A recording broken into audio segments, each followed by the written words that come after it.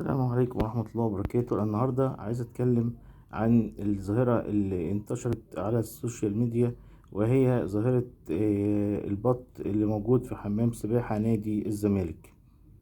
طبعا يعني اللي عمل الموضوع ده طبعا شخص حقودي، شخص كاره لنادي الزمالك، وبني آدم طبعا تافه، وبني آدم يعني ورا تصرفات الأطفال. يعني هو أتفه مما يكون. وطبعا هذا الشخص غير مسؤول طبعا. يعني المفروض ان كان الاعضاء او رجال الامن اللي هم موجودين يعني ما كانوش يسمحوا له ان هو يعمل الفعل الفاحش اللي عمله ده. بصراحة يعني انا مش عارف برضه، اللي بعتها الادارة ازاي لازم يتحاسب رجل الامن اللي واقف او المسؤول عن المكان اللي فيه حمام السباحة اللي حصل فيه الموضوع البط ده. اصلا البط كمان اصلا دخل النادي ازاي؟ يعني ازاي سمحوا له يدخل بوابة نادي الزمالك؟ ولو كان دخله عن طريق العربية والامن مش بيفتش العربيات، طيب ازاي الراجل واقف عند حمام السباحة الراجل الامن سمح له ان هو يعمل كده؟ فين الاعضاء وفين رجل الامن المسؤول عن المكان ده؟